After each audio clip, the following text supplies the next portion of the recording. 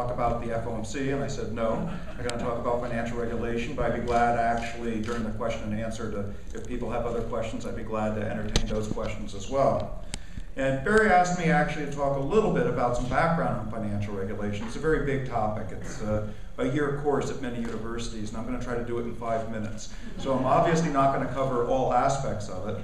And in particular, I'm not going to cover some of the areas like investor protection, some of the issues regarding when you get a credit card or a mortgage, you fill out lots of forms.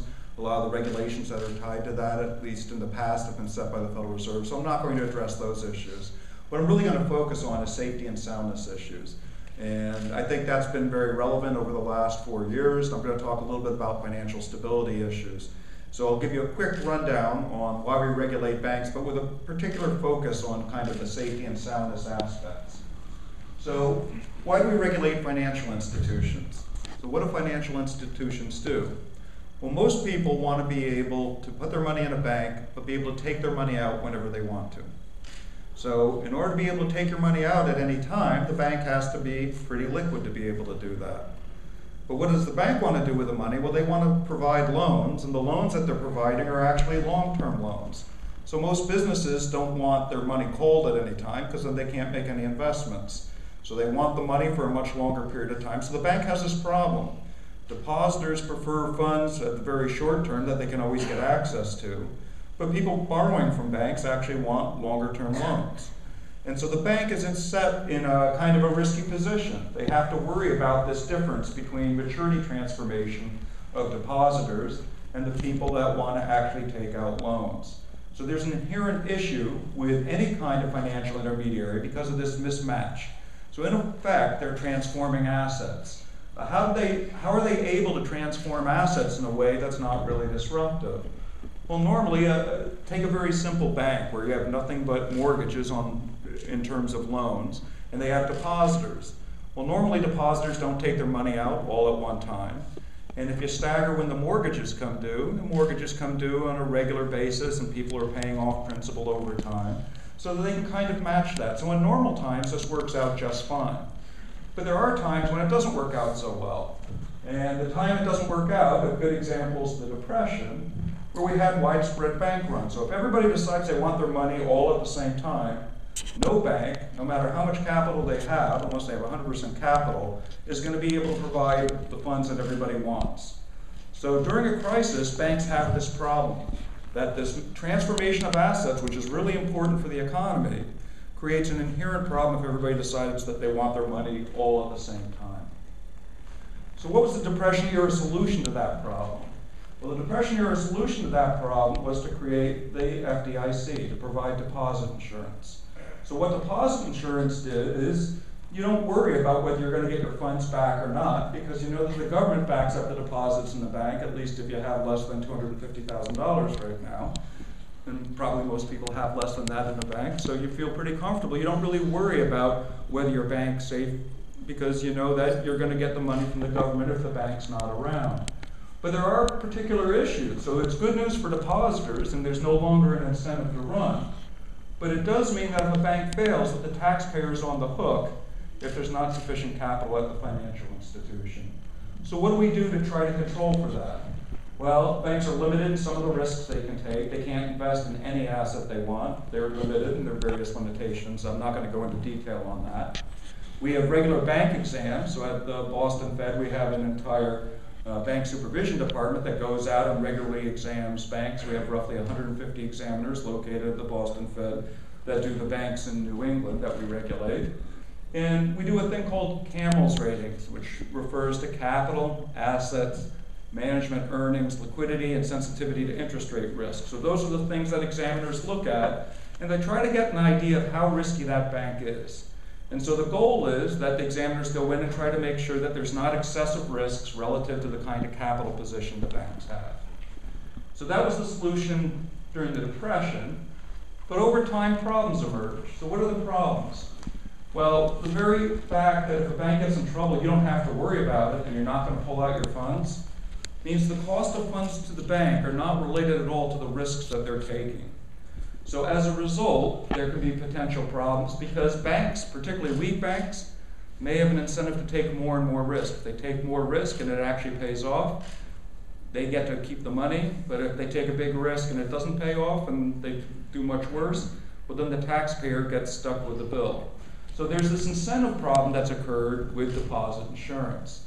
And there are a number of outstanding examples, and it isn't just with insured depositories. So the savings and loan crisis that occurred quite a while ago was a situation where what we thought was relatively safe institutions that were only getting mortgages on one side and having depositors on the other side, managed to lose a lot of money and cost the government a lot of money.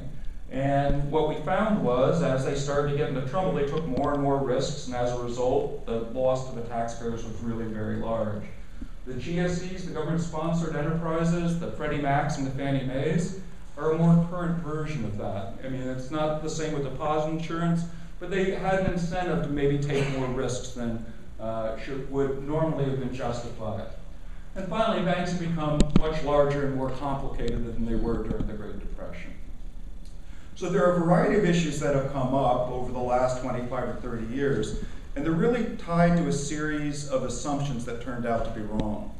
So a financial crisis usually occurs when people make assumptions, and it's widely held assumptions. It's held by the regulators, it's held by the banks, it's held by investors, it's held by depositors, it's held by Congress. That turns out to be terribly, terribly wrong. So these are some of the examples. Back in the 80s, there was an assumption that countries could not default.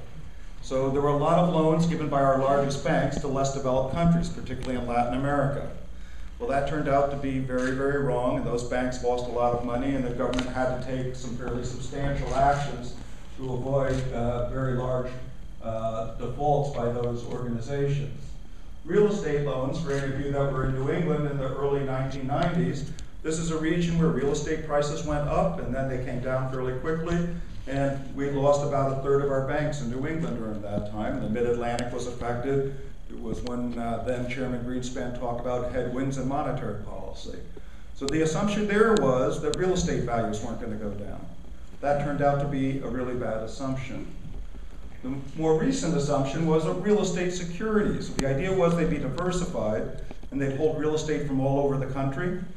And so while New England real estate prices might go down, what's the likelihood that all real estate prices in the United States go down? Well, that had never happened since the Great Depression. So the assumptions in all our models was, hadn't happened in the history that we've been looking at, so it wasn't likely to be happening. And that turned out to be very wrong. We've seen real estate values go down all over the country. Different values in different places around the country, but even if you had a very diversified portfolio, we still saw the real estate prices came down dramatically. And a final one that I'll just highlight is many people assume that countries in Europe couldn't default on their debt. And so far they haven't defaulted on their debt, but it'll remain to be seen whether that assumption was such a good assumption when we get to look back in time on that assumption. So financial crises occurred around assumptions that seemed plausible at the time, but over time turned out to be very, very wrong. So in 2007, 2008, so Barry talked about when I came on. Actually, the day I came on was the day all the mortgage securities got downgraded. So the very first, it wasn't really, there was no crisis when I came in. Literally my first day was all the exotic instruments related to mortgages got downgraded, and it was the start of when the banks started having funding problems. So it was a baptism by fire as soon as I started. And the runs were interesting because they weren't unique to banks. So frequently, if you look at a money and banking textbook, they'll talk about the runs that occurred during the Great Depression where people were pulling all their deposits out of the bank. But I think what we learned in 2007 and 2008 is it wasn't really unique to banks. There are lots of financial institutions that you can have runs with. So investment banks, which are not, they don't take deposits in the normal way, the Goldman Sachs, the Morgan Stanleys, the Bear Stearns, are examples of investment banks. The insurance companies, AIG was an example of an insurance company that had, in effect, a run. Money market funds, which I'm going to be talking about in a little bit more detail over the next couple of minutes. We had a very bad run on the money market fund industry. And then there are a whole bunch of exotic instruments, financial instruments, structured investment vehicles. I'm not going to go into the details, but a lot of these derivative type of instruments in effect have the ability that people can run from many of these instruments. So we learned during 2007 and 2008 that those kind of shocks could be transmitted in a whole set of different financial institutions, not just banks. And finally, the international transmission of shocks. All kinds of institutions in Europe had difficulties from our mortgage securities. We had problems when the Japanese financial institutions had problems in their real estate market. It came over to the United States. And arguably, and I'll make this argument in a couple minutes, the US economy is already being affected by some of the activities going on in Europe right now. So the international transmission of shocks is an important element that is a little bit new. So let me give you, I'm going to dig a little deeper in just this one financial institution, which are money market funds. How many people in the room have a money market fund account? Wow. Okay, so there are a lot of people with money market funds accounts. So most of you probably have some idea of what money market fund accounts are. They're regulated by the Securities and Exchange Commission. And if I asked you what is the money market fund account, I won't put anybody on the spot, but I think most people would assume that it acts just like a bank account. So they write checks just like they would write checks on their checking account. They don't worry about default risk particularly. And so the money market fund has many characteristics. Now I have this thing called the fixed net asset value. What that means, just like with your checking account, you don't worry about the value of your checking account going up or down. The same thing's true with your money market fund. They're promising that if you put $1 in, you can take $1 out. Now, the only way that a bank can promise that is they're backed by deposit insurance. So how does a money market fund do that? They don't have any capital. So if you look at a balance sheet of a money market fund, they have 0 for capital. Banks may not have enough capital sometimes, but 0 is not what they have. So what do they have on the other side of the balance sheet? Well, the SEC has regulated them in a way to say, we don't think there's going to be very much risk. They can't hold long-term loans. They have to hold short-term loans. They can't take a lot of interest rate risk. And they can't take a lot of credit risk. They're supposed to hold securities that the rating agencies have viewed as very safe. So that's how you get that guarantee that you're going to get your money back, is just by limiting how much risk they can take. But I'm going to argue that that risk actually was much riskier than probably many of you appreciate even now. So on the other side of the balance sheet, what do the money market funds invest in? Well, one thing they can invest in is government securities. So you're probably not real worried about government securities, or you might be, but under normal times we're not too worried about government securities. But they can also hold other assets, particularly if you're in what's called a prime money market fund. That includes things like commercial paper, which are loans to businesses, asset-backed commercial paper. If you have a credit card in your wallet, more than likely that loan has been sold off into a commercial paper instrument. And CDs, which are basically borrowing from a bank. And so those are the main things that the money market funds are actually investing in. They're a very important source of what I would call wholesale financing. So somebody who wants money for 1 month, 2 months, 3 months, $1 million denominations, they go to the money market fund industry, particularly if it's short term, because money markets are about the only financial institution that only buys in the short end of the market, only buys 1 month, 2 month, 3 month paper. So they're a very large investor on high quality, very short-term papers. They have a very unique niche in our financial markets. And this is the size of the money market fund industry. So you can see at the peak, they were more than $3.5 trillion. So that's trillion, not billion. It's a big number. They are a very important part of our short-term financial market. You can also see that they've come down quite dramatically. And let me blow up that picture a little bit. There are 3 types of money market funds. One is the prime money market fund, which my guess is most of you are either in the prime, well, it may not be right, but many of you are probably in the prime money market fund. It tends to be the funds that have the highest interest rate. Some of you may be in a government-only fund, which currently is paying virtually nothing because short-term government securities are paying virtually nothing. And the third one is tax-free, which is also paying virtually nothing right now, but it has the advantage that you don't have to pay. You get a Massachusetts tax-free money market fund. And so particularly at times when interest rates are higher, there's attractive for people that are of higher incomes. But I want to call your attention to that dotted line, which is the Lehman failure. And what you saw is that there was a run. There was a run from the prime money market funds into the government funds. That's actually pretty easy to do. So let's say you have an account at Fidelity. We're in Massachusetts, so let's use Fidelity as the example. And I'm in the prime money market fund, and I start becoming concerned that as a result of Lehman having problems, I'm a little worried about the risk there. I pick up the phone, call Fidelity, and say, move it all into the government-only fund. You can easily transfer those funds.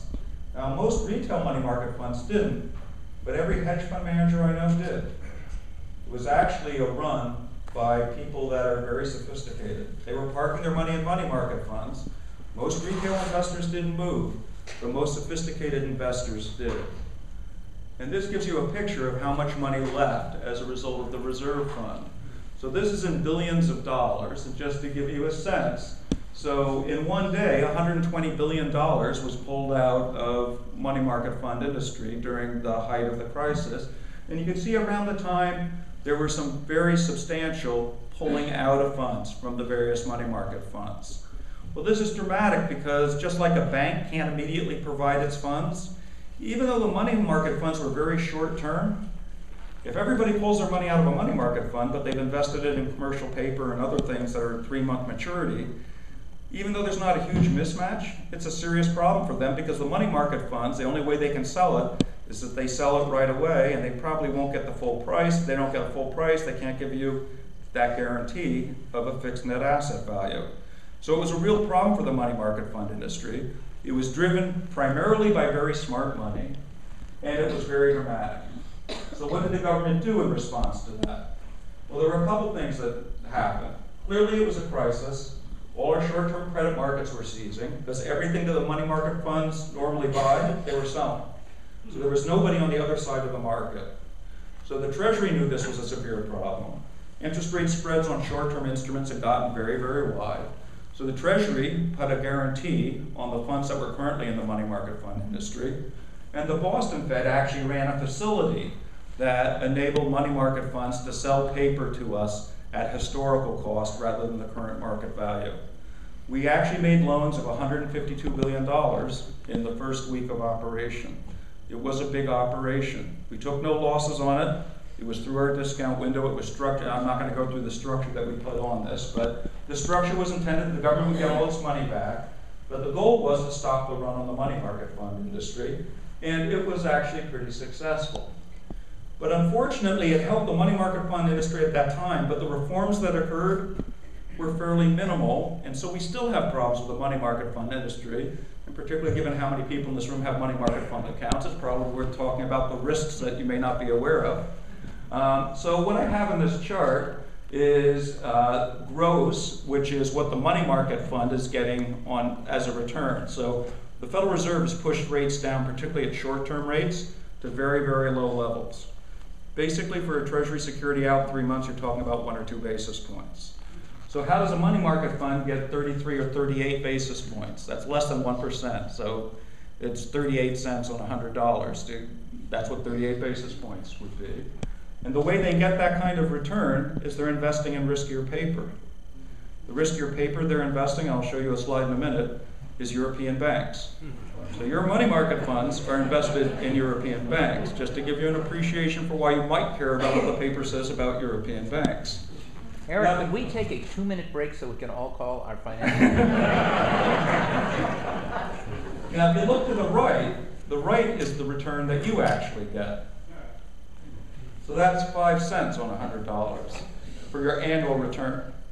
So the return you're getting at the highest yielding money market funds is 5 cents, and the risk that you're taking is you're putting it in European banks.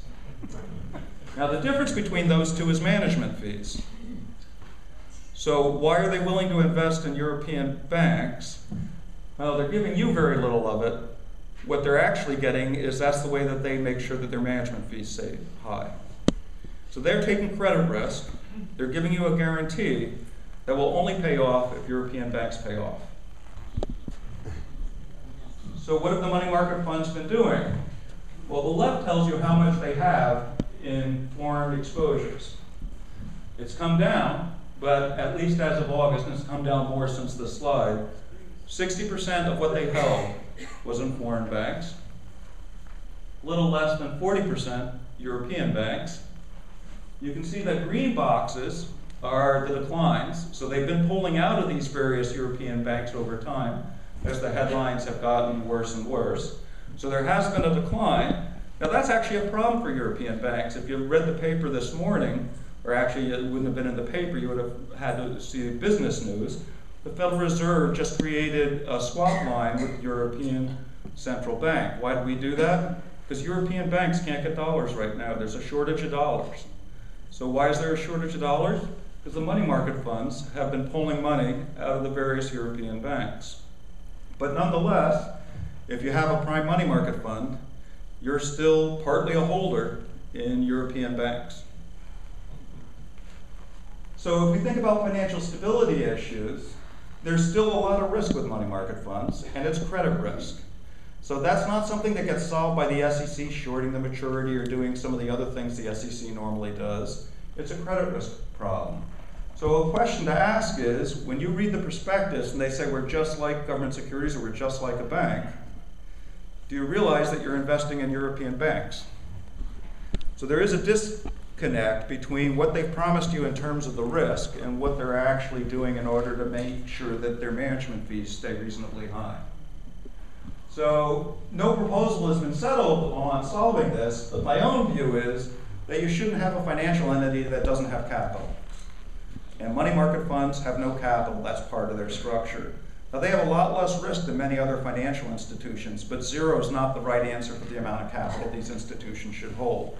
My view is that they should have around 3% capital, which would handle the kinds of crises by and large that have occurred. And if they're not willing to do that fairly quickly, that you would force them to no longer be able to guarantee that they'll pay you a dollar in, a dollar out of fixed net asset value. So that would be one of the main things that I would do if I were in charge of the SEC, which I'm not. But it would be, I think, a needed improvement and something that hasn't changed since the financial crisis. And it's not that we didn't see it during the financial crisis. That previous chart showed you how many people pulled funds out of money market funds during the middle of the crisis. Additional actions. You could report what, I don't know how many of you have ever looked at your money market fund to see what they actually invested in. How many people have actually gone onto the money market fund website and looked at the assets they hold? A few, a lot fewer hands than before. It looks like it's about 20% of the hands that I was seeing before. So the SEC now requires them to actually put it up, but they put it up at the end of the month. Well, these are short-term investments, so what do? They sell things or let things expire, and they don't hold it at the end of the month, and then they buy it back. So end of May, they don't hold it, and on June 1st, they do. So there's an easy solution to that. You just start reporting daily on what your holdings are. On the internet, you just put it up every single day. It's not particularly costly. So for those people that do want to follow what's going on with their money market funds, you could have more frequent reporting. You can make sure that they can't invest too much in any one thing. Currently, right now, they can invest 5% in one bank's assets. And actually, 6 months ago, there were a number of money market funds with large investments in Dexia, which is a Belgian bank, half Belgian, half French bank, that actually has gone bust.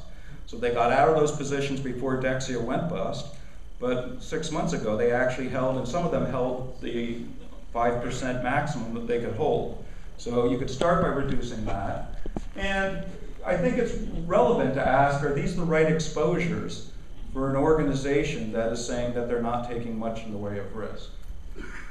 Now there's the other side of that, which is it's not only important money market funds because of the deposits you're putting in, but you care about all the things they're investing in. And right now there's a lot of stress in European banks. I'm just going to very briefly talk about that. So we've had a challenge from European banks. There are a number of things to think about. The banks in Europe are really large relative to the size of their economy. So we have some very big banks, but we have a very big economy. Well, it's very different in Europe, and I'm about to show you a slide of how different that is. The global banks have a significant operation in the United States. We're in New England. Some of our largest banks are foreign banks. Citizens is owned by the Royal Bank of Scotland, which has a very large ownership stake by the English government, because they had a lot of financial difficulties. Sovereign is owned by Santander. TD Bank North is Toronto Dominion. So among our largest banks in New England are all foreign owned. So we're not insulated in terms of even the banks that are here in New England. Many banks that are here do have large exposures. So when you look at Citibank and various other large American banks, many of them have operations in Europe. State Street has operations in Europe, for example, so that's another way. But a final way is through the wholesale credit markets. These short-term markets have gotten very badly disrupted.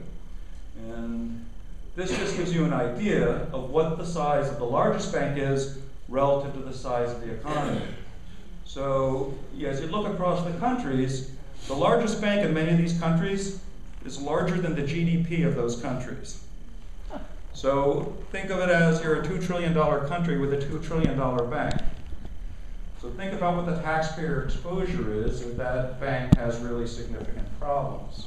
And as you go across this list, almost every major European country has a very large bank that is as big or bigger than the size of their economy. You look at the United States, and we have some huge banks. We have Citigroup, we have JP Morgan Chase, we have Bank of America. But we have a $15 trillion economy. So even though they're very big, they're not that big relative to the size of our economy, but in many of these European countries, it's a very different situation. So what's been happening to these banks?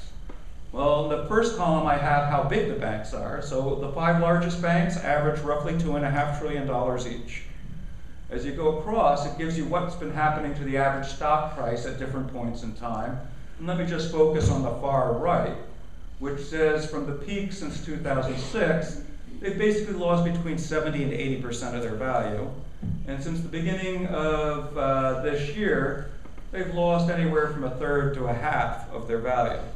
Now these are a mix of European and American banks, but I showed you how big they were, and you can see 2.5 trillion, 2 trillion, 1.5, 1 trillion.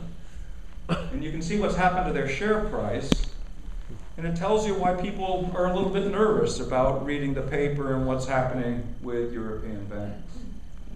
So now that I've cheered you all up, just some final thoughts.